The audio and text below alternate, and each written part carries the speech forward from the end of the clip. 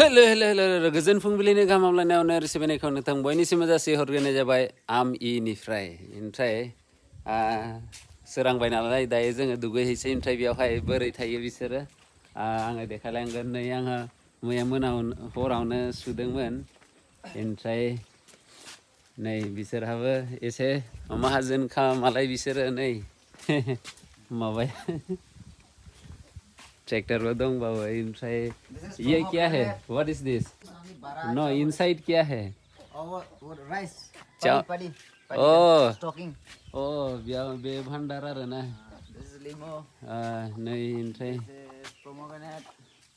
बा दालिमबो दंबावलायो that is नाशपाती नाशपति हनैलै नाशपतिबो बा ये नाशपति आरो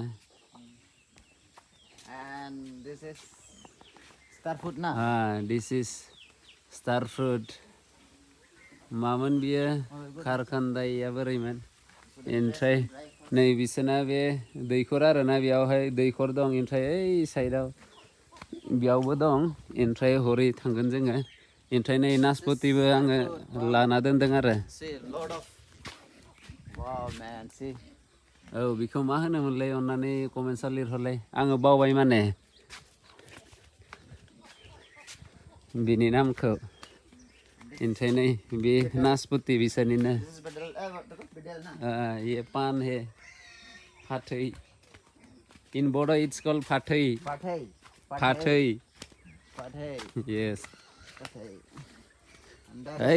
ओ बहुत सारा नाशपाती है वो इसको ऐसे ही रूम से लेके आया हाँ लाइ नाशपाती बा बिराद थायनानै दोङो माथो जिंजर यहाँ पे तो बढ़िया होता होगा ना पहाड़ का इलाका है ना ब्रिंजल कैसा वाला ब्रिंजल है ये नॉट ब्रिंजल रोसेरी this is bendi and this is colocusia and this is what you call हाँ वो तो वो वाइट वाला है ना बियो माबा थासुमलि ओमफ्राय थास' ओमफ्राय नै बेखौनो बावबाय थायोलै this is fruit ना हाँ इसका सब local fresh दायो ट्राइबेल नालाय थ' ट्राइबेलनियावथ' बेफोरो थाखायोआनो थास' बेफोरथ' थाखायोआनो मेन बुस्थुखा सलिडलै हनै नासपतियासो बिराद थायखादों माथो हनै ओमफ्राय नै बेना नै नायदो दैया मा होनना बुंगोन बेखौ बिराद सायावनो नै गोथौआनो नङा ओमफ्राय बिराद मोजां आरोना बेयाव दुगैयो आरोना बेयावहाय दुगैफैयोबा बेनिफ्राय दैबो थिखोयो आरो नै बेजोंनो लाङो एन्ड हियार इज सैमा हे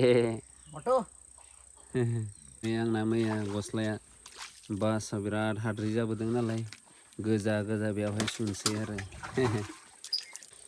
और क्योंकि पूरा ये पहाड़ी इलाका ही है तो यहाँ पे ये है अदरक का खेती किया हुआ है यहाँ पे और बीच बीच में तामुल का पेड़ लगाया है और यहाँ पे है नाशपाती का पेड़ और वहाँ पे है नाशपाती का पेड़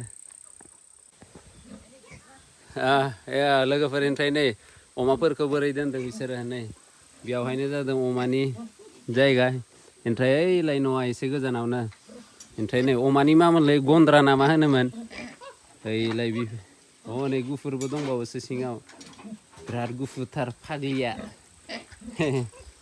बिराद मोजाङै मेनटेन खालायदों अबसे ओमफ्राय बिसोरनि रसा थाङो नालाय हरै ओमफ्राय नै जोगोनारनि बिलाइफोरखौ नायलाय खाटारनाक देरखादों सलिडखा मोजाङानो बनफोरखौ नायलाय बोरै दोनदों बापरे सलिड मोनथारबायलै आङो बिसोरनिखौ फाग्ला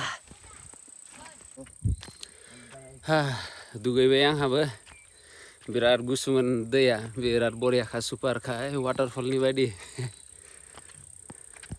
और यहाँ पे तो मुझे अलग अलग सब्जी दिखाई दे रहा है यहाँ पे ये देखो ये तो बिल्कुल लोकल गोट के तरह ये लग रहा है लेकिन ये क्या स्क्वाश के जैसा स्क्वाश दिस इज द स्क्वाश अरे बाप रे ओमफ्राय नै बेवहाय एम्फौबो फिसियो आरो बिसोरो दाथ' जाथ'वाखै नै बिसोरो दावदै दैगासिनो ओमफ्राय सिथोब दं आरोना सिथोबानो दा बियो